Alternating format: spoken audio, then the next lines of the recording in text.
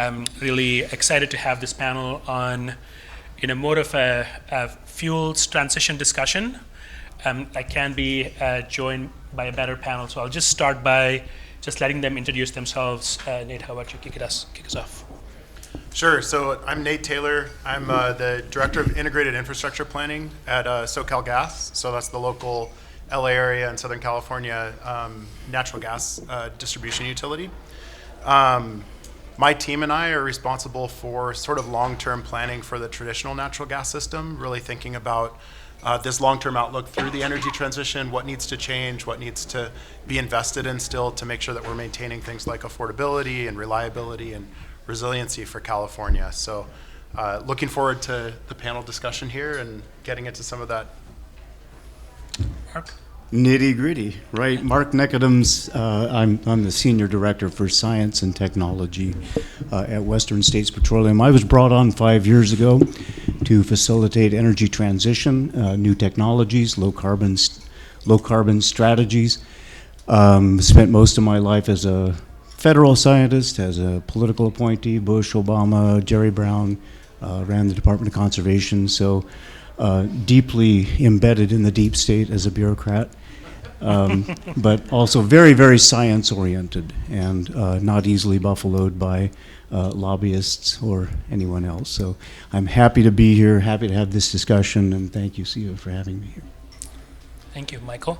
Good morning, everyone. My name is Michael Colvin. I'm with Environmental Defense Fund, and I lead up all of our energy advocacy here in California, both at the legislature and in front of the various administrative agencies, including the CEC. So thank you for liking our comments enough to not force me out of the room. And maybe just one point of note. So EDF, I think, has been really trying to help shape the conversation on how do we have a managed transition of the natural gas system in a way that will both achieve environmental goals and also ensure the affordability, reliability, resiliency that Nate was talking about. And I think that's a function of both time and intent of how do we want to make something happen and on what time frame are we going to try and make that happen. And so as we're having the conversation today, I'm going to try and keep coming back to sort of the themes of obviously affordability, clean, safe and reliable, but what is the timeline that we're talking about and what are we trying to accomplish in that time frame? Yeah, Michael, thank you. First of all, I have to note, we begged Michael to join this group, not the other way around. But so we kind of, the four of us discussed what would be a useful panel, what can we actually talk about that would be helpful to inform. Again, I think the Verdexchange, generally the instinct here is to kind of help industry understand exactly what's going on, but also think about how the regulatory agencies can work to develop the conditions necessary for the transition, right? So that's kind of the conversation we want to have. So I invited all three of them to not only speak for necessarily their organizations that they represent, but just be free to have a candid conversation on where we are. So with that, I'll just kind of begin by, asking Nate, we'll go this order. Just from your perspective, and as a professional, spend a lot of time in the energy transition issues.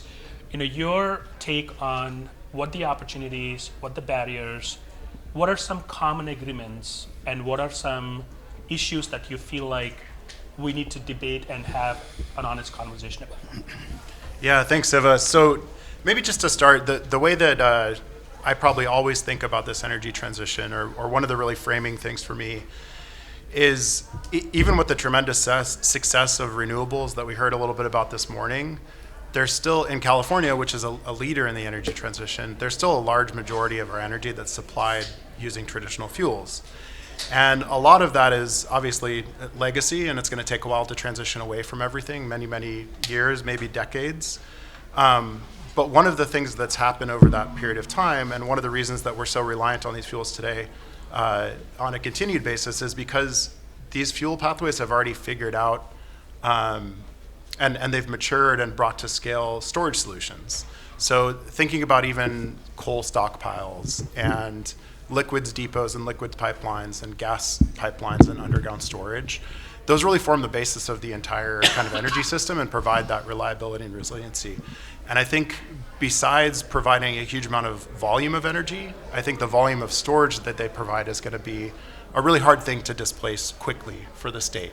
So I think one of the big things that we need to consider when we're thinking about traditional fuels and their role is how do we supplant that role that they're playing as far as keeping the lights on 24 hours a day, making sure that we have power when and where we need it, making sure that we're resilient to respond to things like wildfires and other extreme weather events and extreme demand conditions and things like that. I think that's going to be one of the major components of traditional fuels that's going to continue to drive sort of the decision making and the trade-offs as we think about the energy transition.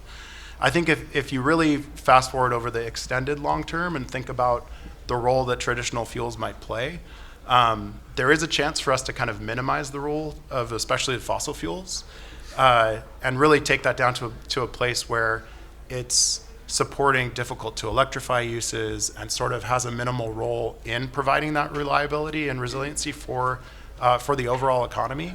But that's going to take a long, long time, and I think we'll get into some of those pathways together as a panel and some of the considerations about what the contours of that transition look like and how we manage some of the risks along the way. I think one of the other things I'll mention is there are opportunities around clean fuels and renewable fuels, and I think those are going to continue to emerge. Some of that will help support the role that I just mentioned, the traditional role that traditional fuels play today for difficult to electrify. Some of it will just be, at a minimum, you'll want to have renewable fuels to help close the carbon cycle for things like organic waste. You'll probably want to be able to capture some of the surplus, imbalanced renewable electricity that's produced over time, since we're becoming more and more dependent on variable renewable sources. So I think things like synthetic hydrogen, synthetic liquid fuels will all be big opportunities that will be sort of permanent and continue. And then I think one of the other things that I'd point out is it's very hard to project what that future looks like and when and where those things are going to happen. I think the role that we have today is really thinking about, no one knows the exact contours again to get there or when and where that destination is. How do we think about managing the system we have today so that we don't trade off things like affordability too severely or trade off things like reliability and resiliency too severely? How do we manage those risks and uncertainties so that we're able to continue to progress through the transition instead of having some footfalls along the way that actually set us back? So. Yeah, thanks, Nate. I would just basically put a set of italics on the last paragraph there. Not doing trade-offs prematurely, not making irrevocable at-scale kinds of decisions that make us regret. At the same time, making sure that when we say affordability, we actually know what we're talking about. We're not talking about most people. We're talking about the bottom 2 quintiles of our socioeconomic and demographic customers and constituents. The other thing, if I may, just a moment of point of privilege, if I may. In our preparatory conversation, we talk about trying to describe the de-emotionalized pathways. And this is such an emotional issue. And especially since I have Western States Petroleum Association stenciled across my forehead, it's difficult to hear my words. But I want to give, and this is not tossing roses, this is very sincere, to Commissioner Gunda.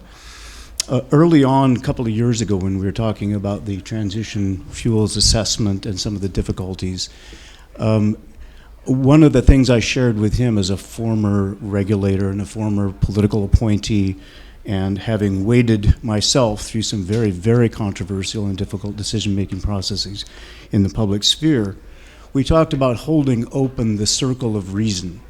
Now, we all know that we're in a political context. That's inevitable. You're not a political appointee without knowing that every day, every hour.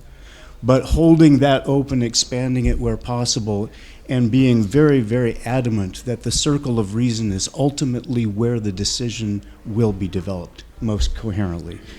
And I give a lot of credit to Commissioner Gunda, Siva, for holding open that circle of reason at the Energy Commission in a way that puts him at risk politically, but it is necessary. And part of the reason that I agreed to come to the Western States Petroleum Association, which I used to regulate their members under Governor Brown, is I needed to be absolutely assured that they were willing to hold open their part of the circle of reason, and that they were absolutely committed, and this is my first main point, to decarbonization. What do we mean by that? It means decarbonizing, it means lowering the carbon intensity of the entire system. No leakage, no trade-offs that hide the ball. You basically have to aim for the entire system to go to a lower carbon footprint over time. We have a 30 billion ton a year problem in the transportation sector alone. That's just basically counting the CO2 molecules. Every year, we toss collectively on the planet the equivalent of 16.5 million Asian elephants into the atmosphere every day of carbon. I'm trying to find a way, I've been working on this for years, trying to find a way for people to relate to this stuff. There's like 200 million gray whales. I mean, how do you characterize a gigaton of carbon? We got 30 gigatons of carbon from the transportation sector alone going into the atmosphere. We are absolutely, I'm saying we now, WSPA is on my forehead, we are absolutely committed to lowering that, but at a curve, as Nate said, without irrevocable disruption in the system and without tossing people overboard who otherwise deserve to be part of the economy, deserve to be part of our productivity, deserve to be part of our democracy and our culture, and not simply ignoring them for the sake of saving the planet. So how do we do that? There are basically four things I wanted to put in front of you, and I'll be very, very brief here. One is demand matching. Rather than forcing or imagining that demand will decline at a dramatic rate and all we got to do is just wait them out, that's actually not happening. You look at the actual demand numbers and they are more persistent, the demand for the molecule side of the equation than for the electron side. Despite what we heard this morning, and we hear it over and over, and I love it, love it, love it, that we are electrifying, we are not yet making that shift from 85% molecule to 15% electrification to 85% electrification, 15% molecule. We're not getting there nearly as quickly as many of us hope or aspire. The second is risk reduction, which is also code for risk sharing or de-risking.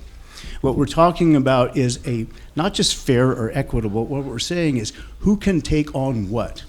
And we heard a version of that in demand balancing this morning, which was very interesting. Michael will probably talk about this a bit, but basically who can mitigate, who can contribute, who can do what, and how do you do that in a fair and equitable way? And those who have an ROI to shareholders have to be able to deliver a shareholder ROI. The other is asking ourselves a little more critically, what regulations actually facilitate this transition, and what regulations are just punitive impediments, and they simply get in the way, and they piss everybody off, and they send our lobbyists over to Siva, Gunda, and we argue about the wrong things. My emphasis is on regulations that actually get you toward the goal, and that's where I give Commissioner Gunda a lot of credit. The other is deconflicting. It simply does not help to demonize. I know we can capitalize in the short term over demonization, but it does not help to simply demonize in California, the oil and gas industry, say they're ripping you off, they're gouging you.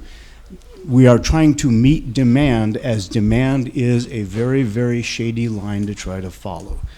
And so I'm not going to make any excuses, I'm not going to make any arguments, but deconflicting this could help a great deal. And then basically think about this, folks. There are no actuarials for what we're trying to do. There are no examples. Nobody has ever tried to take a $76 trillion global GDP, California's portion of that is 3.6, take the fundamental energy component of that and go tweak to something entirely different, ever. We didn't argue over whether people who kept horses or did husbandry were evil people as we shifted to oil. So we've never done this before, which means be generous, be kind, be creative, show up, and keep talking. And that's all. Great. Just that. Just that. I was taking a lot of notes during what you all had to say, and I actually agree with a good chunk of it. So when we're talking about, going back to the question, what are the opportunities, barriers, and sort of these inflection points, I think there's a couple of things that, just to set the stage, and since Nate's on the panel, I'm going to pick on SoCal Gas. I actually think they've been a real leader in a lot of this, so I'm picking them in a friendly way. Let's think about SoCal, excuse me, let's think about SoCal Gas for a second. They're the largest gas distribution company in the country. Roughly 2/3 of their customers are residential customers, which means there's a huge amount of money in pipe that is serving all those residential customers. They don't make a dime off the sale of the commodity. They make their money on the pipe. But if we're starting with the science and those gray whales that Mark was just talking about, and if we're going after the carbon reductions, 2/3 of the emissions are on the smallest parts of the customer base. They're on the electric generators and the large commercial and industrial customers, where there's actually very little pipe that are serving customers that are out there. So there's a mismatch between the money and the emissions. And when there's a mismatch in the alignment there, that is both, I think, a barrier and an opportunity that we have to reconcile. What I think that means, in all honesty, is that we should not wrap ourselves around the axle of how do we figure out how do we electrify every single residential customer in California at a time and a pace that doesn't make sense for them and force the conversation. Because even if we were wildly successful, if we were to rub the magic lamp and Robin Williams' voice were to come out and we were to do all of this, we would have a huge shock to the economy in terms of the money part, but we wouldn't actually reduce emissions all that much. And so I think part of the strategy we need to think about is we need to have a different plan in place for the different customer segments that are out there of what we're trying to transition. And it's going to look wildly different to try and transition an electric generator than it is going to try and transition a C&I customer, commercial and industrial, sorry, I'm trying not to use acronyms, versus a residential customer. And I'm doing it in that order because electric generators are the largest end use of gas, and then commercial and industrial, and then residential. But again, from a money perspective, it is flipped. To focus in on the money part for one moment, and I'm going to use a term of art here, I apologize, but there's something in the regulatory world called a prudent manager. We all know the phrase hindsight is 20/20, and sometimes you make a decision given the best information that you have, and if you had more information, you would have made a different decision.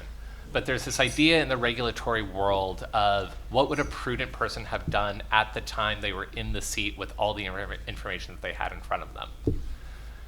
And I think one of the first things that we need to do, our opportunity, recognizing this misalignment, this dynamic that I'm talking about, is to find what is prudent for the regulated entity to do to be serving and future investments for serving a C&I customer, an electric generating customer, and a residential customer. Because I think that definition of prudency has to be updated. One of the things that sort of naturally results from that is you essentially establish a big bright line and you say everything that you've done up until this point, that's been prudent. We're not going to try and tag you or demonize you for investments that you've made in the past. You know, we have to figure out a way. Mark talked about risk. I would throw out there that the least risk pathway for us all to be on to do this transition is to figure out a way to honor the promises of the past, so that way we can make the future investments we need to make. And so what does that mean from a prudency perspective? It's to say, and kind of get rid of the conversation of, you know what, yeah, you should have known about climate change 10 years ago. You should have been making different investments. You should have done this. We can argue about that, and we're not going to actually make a whole lot of progress. And so in my personal opinion, covering up the EDF badge, as Siva has indicated, I think we're going to be a lot better off to say, let's define that bright line, starting at this moment, pick a date. For investments going forward, this is the target we're trying to ask you to hit. This is the time frame in which we're trying to get you to hit it at. Start making investments that you think are prudent that will get you to that goal in that time frame, and let's argue about it prospectively. And recognize that it's going to be different for the residential customers than the non-residential customers. I have a lot of other things I can say, but I've been talking too much, so we'll get into the next question.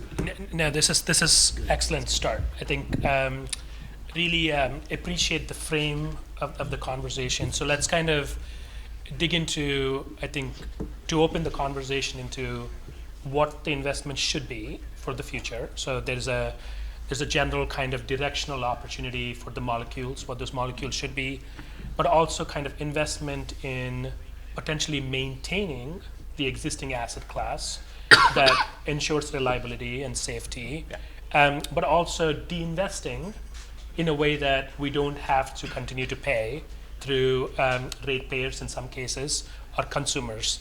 So let's kind of put it at that 30,000 foot level, a few stats. So when I think about Mark, Mark has been an excellent colleague. It's been an interesting conversation of petroleum in California. The reality is today we have approximately 37 million gallons of gasoline we consume today, per day, right? So that's 1 gallon per person a day in California.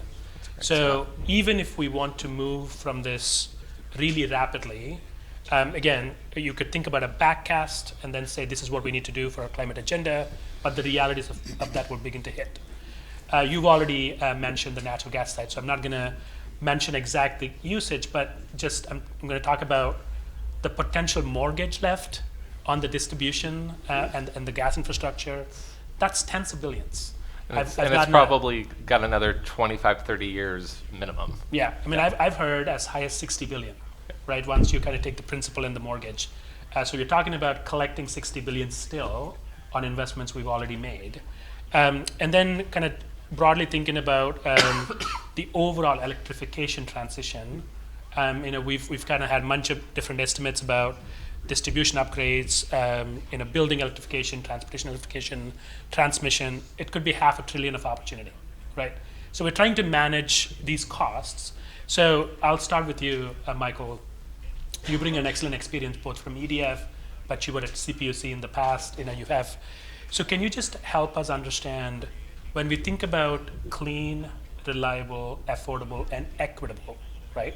Equity has been a focus in California to ensure those voices that have not been at the table have a chance to be at the table and really think about these solutions equitably. How do you create de-conflict, trust, sometimes necessary investments in where we don't want to make, but probably are needed? But from your kind of hat as EDF2, how do we move forward? How do we develop the investments necessary? It's a great question. So at the risk of throwing out another really wonky term of art, I'm going to start. And I swear it's going to come back to equity in a second. All utilities in California have what we call a duty to serve their customers, or an obligation to serve. Each state calls it something a little bit different. And it's essentially something that California really pioneered in the late 30s to early 40s and really kind of became a stable regulatory construct by the 50s. But imagine before that was out there, where we would have entire neighborhoods where a gas utility would say, you are too poor, you are too black, you are too brown, you are too Asian, we are not going to serve you because we don't think we're going to get our money back. And the state came back and said, no, this is something that is a basic universal right. If a customer wants this service, you should be allowed to get it. So we are now fast forwarding from that time frame, which was essentially my grandparents' generation, into where we're at today. And we're saying, just kidding, folks, we now are going to try and change our minds. Anybody who's done any kind of social psychology is going to out there say something that you fought really hard for to try and earn and say, you have now earned this is now a luxury good, and now you're wanting to take something away from folks. It's a very different conversation than saying, oh, this is a different pathway you want to be on. So I think part of the equity conversation has to just start from a place of understanding that we are not starting at a level playing field, that there are historical inequities that we're we have to wrestle with. The next part of the equity conversation is to recognize, again, California is 5th largest economy in the world, and 1/3 of our citizens cannot afford their utility bill. And so just saying that customers can afford this transition on their own, I think is hubris. And so we need to be very much in recognition of there are certain things that a customer can do on bill, there are certain things that a customer can do just on their own credit card, there are certain things that we might need to have them help out with tax money, And there might be places where a gas utility or a shareholder responsibility is saying, wait a second, there's been some imprudency there, you guys need to fork over some cash. So recognizing what the wallets are and why, I think, is going to be a very central part of this equity conversation. So that's sort of setting the table to actually answer your question. Excuse me, folks. I think the other point that I wanted to make on this is, how do we start? I think we're gonna have to try, be willing to try a couple of different things and just see what works and works well, recognizing that what works in one community here in Southern California might be really different than in a community in Monterey, which might be really different in a high wildfire threat community up in Northern California. And so just recognizing that we have such a big, diverse state that we're gonna have to try a bunch of things and see what happens. Now, there is an opportunity to try to start piloting some of this stuff. There is a Senate bill that was passed last year and is now just we're starting to think it through. It's Senate Bill 1221, and there's a set of electrification pilots that are in there. I would like to recognize that not all customers can afford to electrify. Not all customers even technically can electrify because they're in a landlord situation. They don't want to over-improve their landlord's property. Maybe when that water heater dies in 10 years, they'll get an electric heat pump, but until then, they're kind of stuck. And so I think part of the residential customer piloting needs to be, how do we meet the moment that they're in, whether they are owner or renter, whether they are high income, low income, whether they are urban or rural, like just try some stuff and see what happens. But I go back to the point I was making kind of at the beginning. I think we need to try all these things and not wrap ourselves around the axle of also recognizing that 2/3 of the amount of gas emissions that the gas system serves are for non-residential end uses, and the equity conversation is very different for those applications. And in those applications, it really needs to be thought through, what communities are those emissions happening in? Are they frontline communities? How do we transition them in a way that's responsible? How do we sort of think through what that level of investment needs to be made?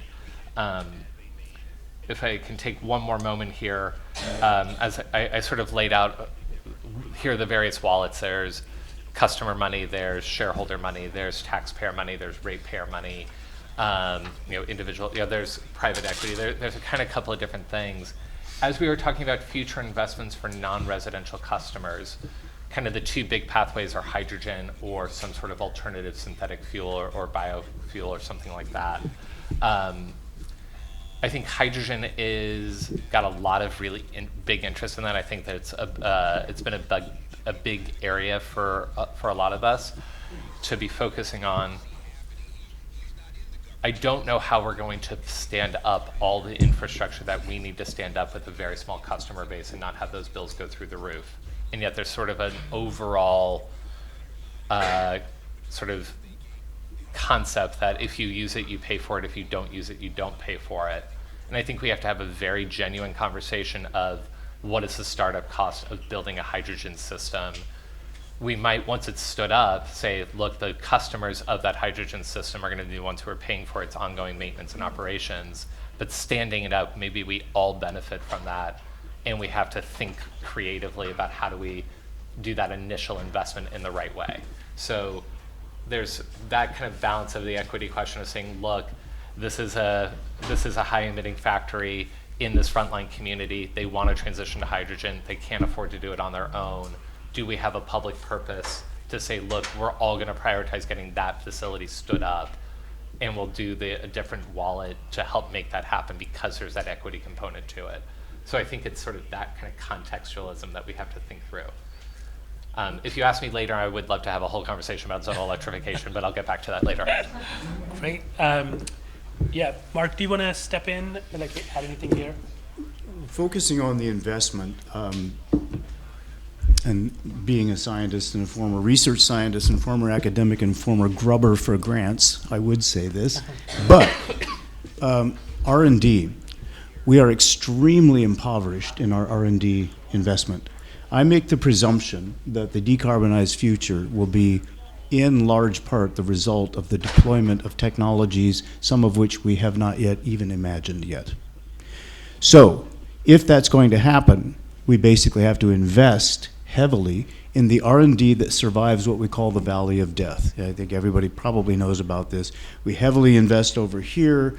The U.S. was infamous in some of the international studies 20 years ago, where the valley of death was deeper and wider than most other countries before commercialization or the private sector took up.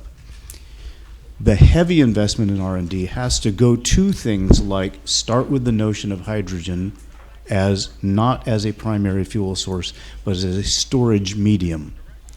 Think about hydrogen as the ability to take energy, condense it, move it somewhere else, and use it, just like electrons.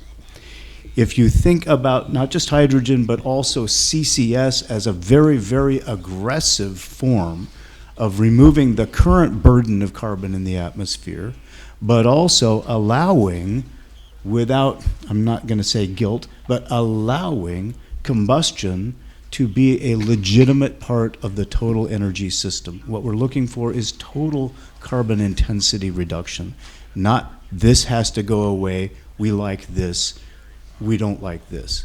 It's basically what do we need to do to advance technologies that allow us to scale technologies, not boutique, not bench, but scale technologies, and then have a return on the R&D investment that's both collective and then specific to the actual technology itself. So if it's natural gas and hydrogen streaming, it redounds to SoCal Gas and the customers, but back to the equity of distribution of burden and benefit. So I just kind of stop there then.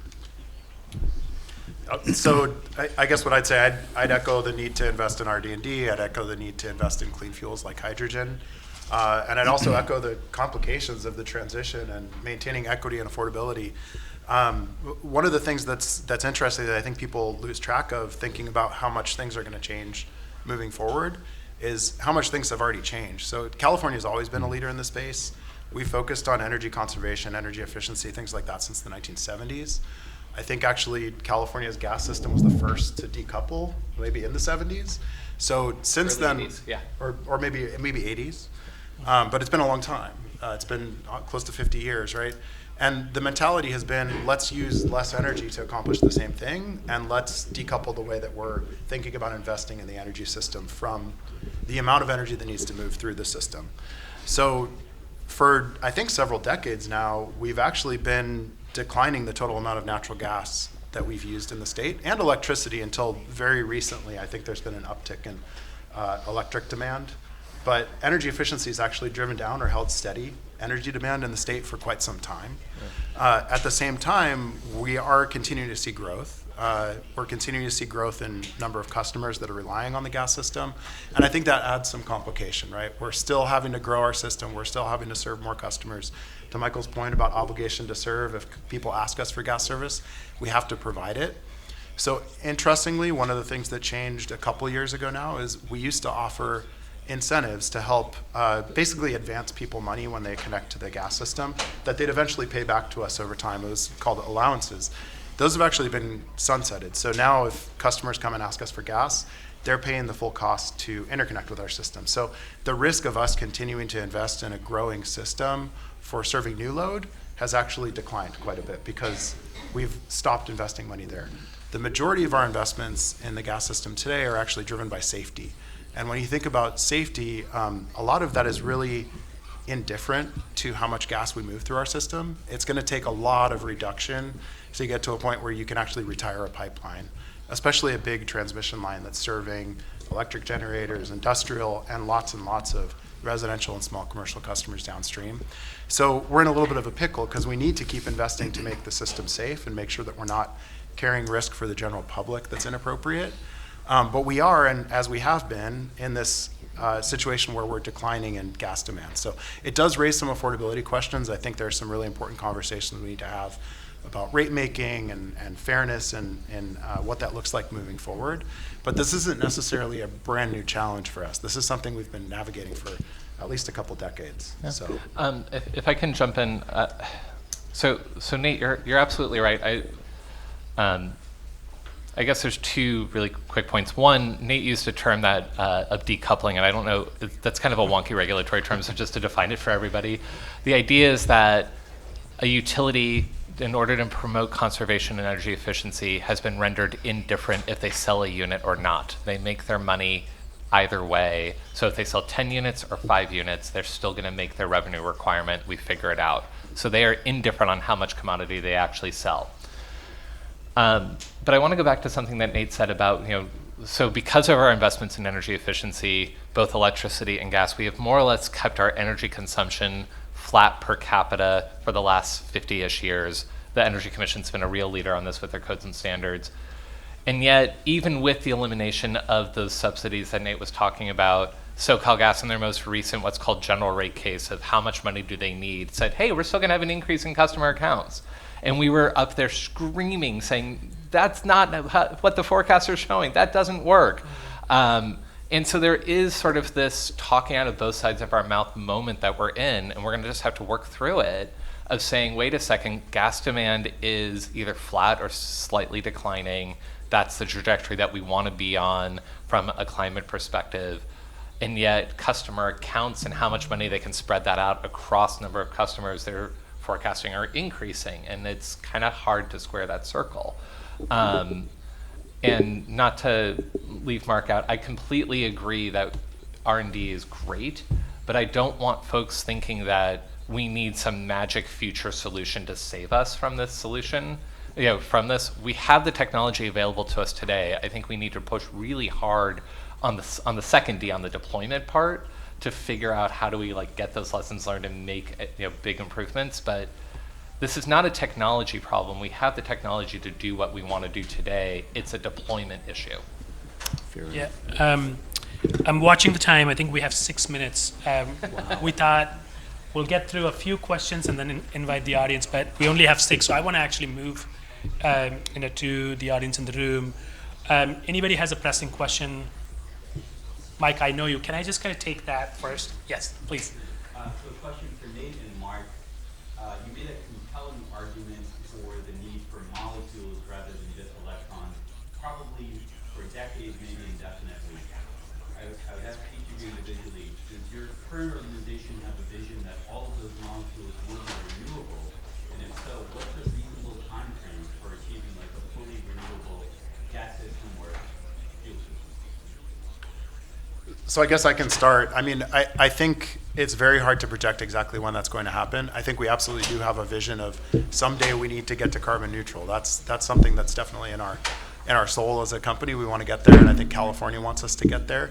I think there are a lot of variables and uncertainties about how much it's going to cost to get there and when those things are going to be available. I think one of the other challenges, and not to get into regulatory wonkiness again, but as Michael said, 2/3 of our customers are these large industrial and electric generating customers. About 1/3 are, volume-wise, about 2/3 is going to them. About 1/3 of our volume, so the commodity move, is going to core customers, so residential and small commercial. That core customer base is, and not even all of it, is what we have control over purchasing gas for. Everything else is kind of a free market. People bring their own gas to the table. So even if we had a silver bullet solution that we could execute tomorrow and go 100% renewable in our portfolio or 100% clean, it still would only impact about 1/3 of the volume on our system. So I think there are some regulatory challenges we need to answer as well. But long term, that's absolutely, I think, the plan. But definitely a lot of questions and variables that we still need to work through. So. Hey, Mark, if you could kind of quick response. I want to go to at least a second quick question. one on the, I'm not going to predict, but the commitment to not renewable, but recyclable carbon. I think that's a better way to think about it. We have non-recyclable carbon, or carbon that we should probably not be trying to pull up from where it's been for a few million years and start recycling what we have. A lot of the R&D is on exactly how to capture and rechain those carbons. He's got it simple. It's CH4. We got these long chains we've got to worry about. Sorry, I think the other variable, and you kind of touched on it, carbon management's going to be another factor. So it's not all about managing the upstream problem and making it all renewable fuels. I think carbon management's going to have to play a fairly significant role as well in getting to neutral. Totally agree. Mike, go ahead. I have 2 questions. One, We'd like to get thoughts on strategic, in the area of generation, strategic retirement planning for fossil source generation. And what comes to mind is two things. One, I actually mapped this out one time when I was at CEC. We were surprised that less than half of the generation plants are actually in disadvantaged communities, although many are close. But some certainly, if we're going to go to a decarbonized fuel, we still have NOx and particulate of concern to local stakeholders. So could we map out the plants we have, and there's 50 or so jurisdictional plants that CEC has, and say, okay, these are the ones that are close to population, sensitive population or disadvantaged communities. These are ones that are maybe further away, and say that's a priority to the ones further away, maybe we keep those and convert them to biogas or hydrogen. So that's one thought. The other thought is the need for rotational inertia in terms of power quality. Not a very well understood topic, but our generators provide this magic synchronization of the grid that will go away if we have all wind and solar grid following inverters. There won't be a sine wave for them to follow. So we need to have some percentage of rotational generation, and that is geographic specific as well. So maybe we say, let's preserve some portion of our fossil source generation, both for moving away from sensitive receptors for NOx and particulates, and for geographically distributing rotational inertia. And we've seen with hydrogen, that's a great source, but creating electrolytic hydrogen competes with wind and solar, which we're doing so much of that we're using all the great space.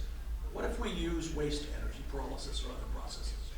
The city of Los Angeles, for example, doesn't include that in their definition, although California Origins does. Maybe that's a great source, but within our own communities, in landfill avoidance, we can create fuel that could be carbon neutral and be part of this strategic retirement plan. So I'm being given 2 minutes there. So 1 minute now. So if quick responses. I'm relieved to know that not all the nerds are up here. I think it's, from a planning perspective, I think you're spot on. I think it's very hard for the state to say, sorry, power plant X, you're going away. I think that I think it is going to be, we create the economic conditions and signals and planning to render those plants to not want to operate anymore. But I don't think we are going to be in a place where we're saying, sorry, you're done. Maybe I'm wrong, but I think that it is much easier to plan for how do we get the economic conditions to make it so that they don't want to run anymore, and they say, hey, we're pulling out, we're giving you 5 years notice. Right. So I know we're almost time. I'm going to take a cue from Mark. De-conflict, right? A part of currently what we need to do is really figure out a collaborative, trusting work. Knowing that the business case for fossil molecules has to go away at some point, or kind of decrease significantly. Could you guys just use one word on how you are going to bring that collaborative spirit in? What do you need? Oh, I have to go first.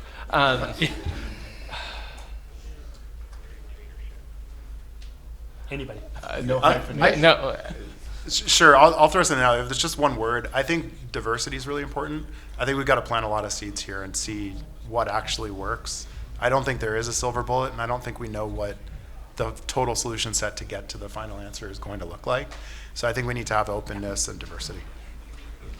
Mark, can you just... My one word is education. What I mean by that is people like Siva in his position, his entire staff, CARB, the governor's office, the legislature, need to actually understand how all the pieces fit together and how their tweaky thing on this part is going to affect this tweaky thing over here.